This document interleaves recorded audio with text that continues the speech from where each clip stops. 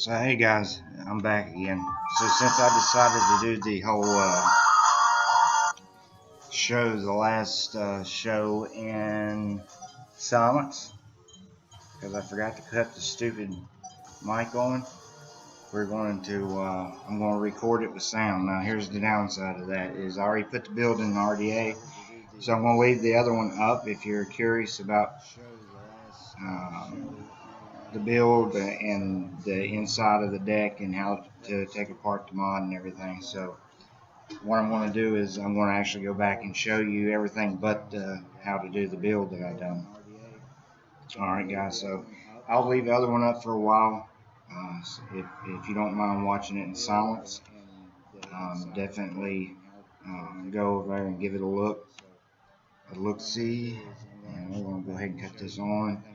As soon as that camera starts, I'll go to the other cam. I'll show you what I'm using and what we got.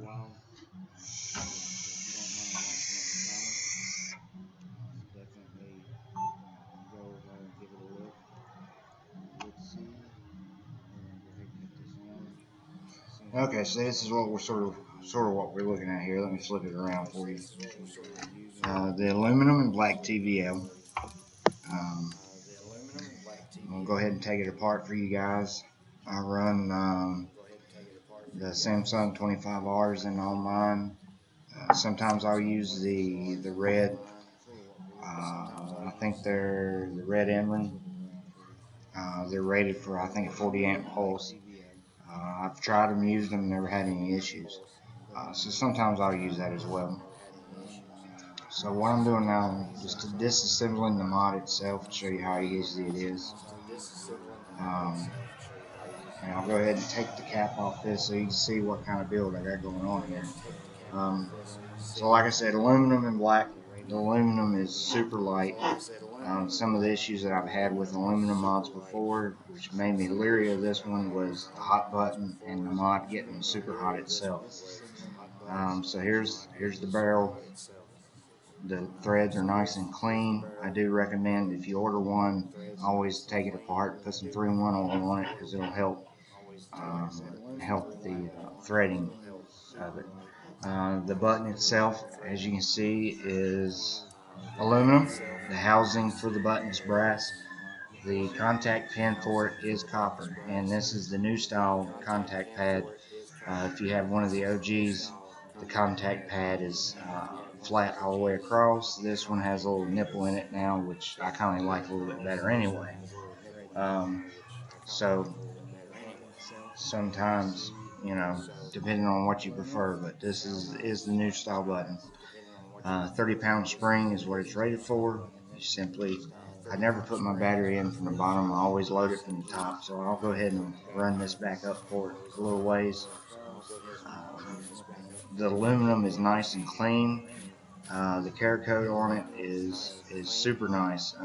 I had a rig for a while, and within 6 months the Cerakote started coming off of it. I own the black and brass, as you can see. It's like one of my daily beaters that I practice with all the time. So the Cerakote is still perfect on it, and I've tried to wear it out as much as I could by polishing and stuff, but it stays on there. So the Cerakote is super nice. If you choose to get that, so you can get these at the vapelounge760.com. The top cap is also aluminum, nice and clean, super tight threads. The RDA I chose for it is the VCM X1 RDA, and as you can sort of tell, hopefully as the video will catch up here, the X1 RDA I like the super deep juice wells. I like the way the airflow is designed so you don't end up getting a lot of juice back through your air hole like you would with the Kennedy. It is a 4-post, normally a 2-post. I like the 2-post ordeals, but the 4-post is super nice because you got room to build on it. That was my main concern with 4-post RDAs, is it takes up a lot of room. But I have no issues with this. The build I chose to put in it, as the video will come back up here shortly, guys, is the Mad Rabbit 23 gauge Nichrome 90.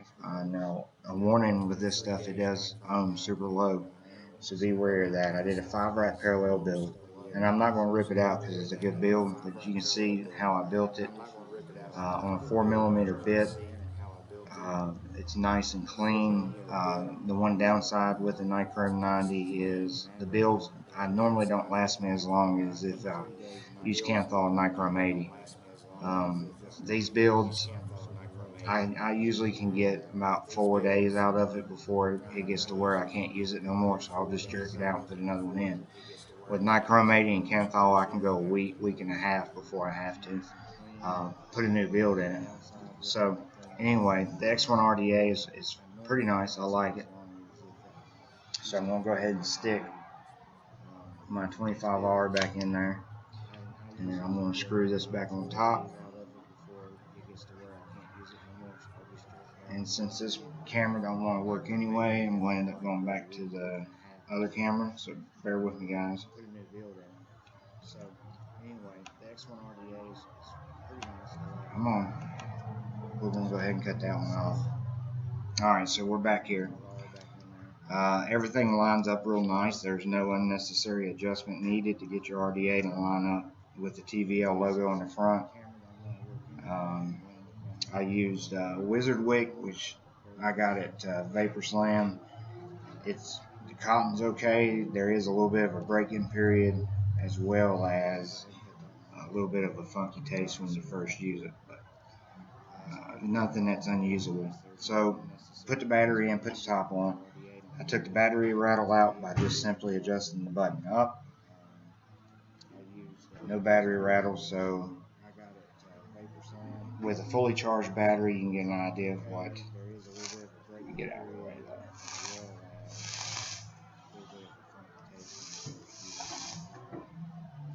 She will definitely put out the vapor.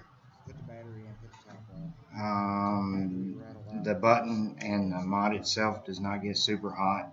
I told you in the beginning that was one of my issues with aluminum, was the heat that would be distributed through the button and the mod itself. With this, I ain't had no issues, and I put some really hot builds on here just to try it out.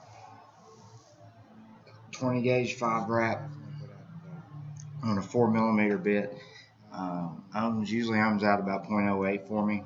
I get about 45 minutes use out of a battery with it, and I can use it continuously without the button getting hot. So that's the first build I ever put on it. And the second one was 22 gauge 5 wrap parallel with 4mm bit. It come out to about 0.07, 0.08, somewhere in there, and I didn't have any issues with the heat. So if you're on the edge about aluminum, don't be. This is definitely the aluminum mod to get. I would put this mod up against any copper mod in a comp. It will perform just the same, if not better, than that copper mod. So sort of give you an idea of the cloud production.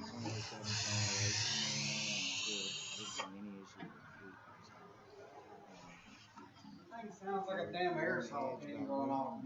Yeah, it does, don't it?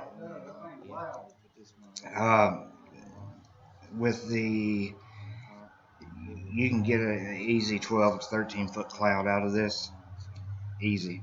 The only issue, the mod itself is perfect. I wouldn't change a thing on the mod. The RDA itself, I would change. I would make the airflow just a little bit bigger than what they've made in here. The Kennedy's quite a bit larger. I'll show you the difference. If you can see the airflow there and the airflow on the Kennedy, you can see the Kennedy is just a little bit better.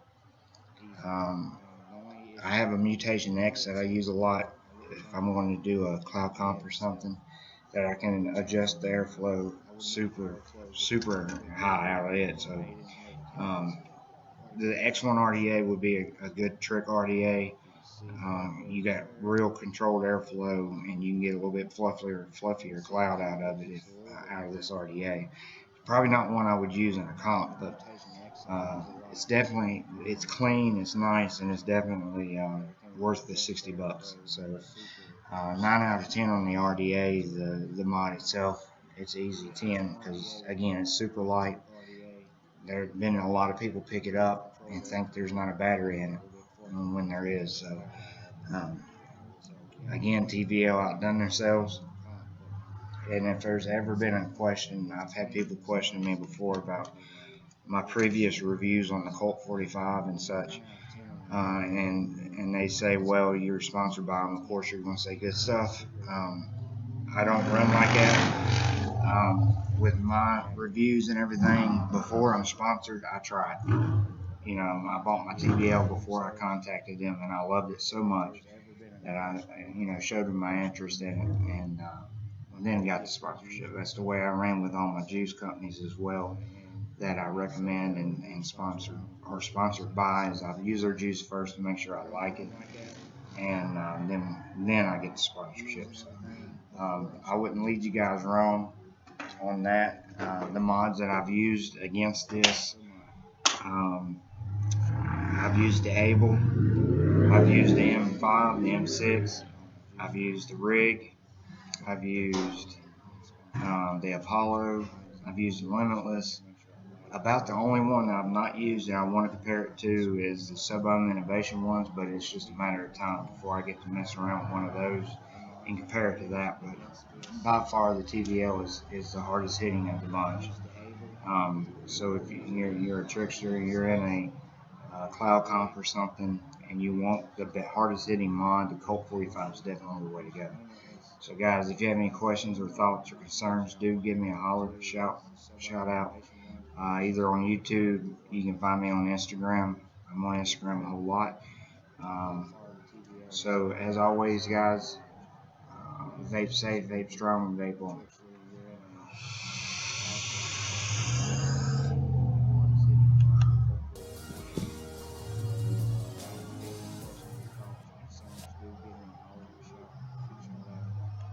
Either on YouTube, you can find me on Instagram. I'm on Instagram a whole lot. Um, so as always, guys, vape safe, vape strong, and vape on.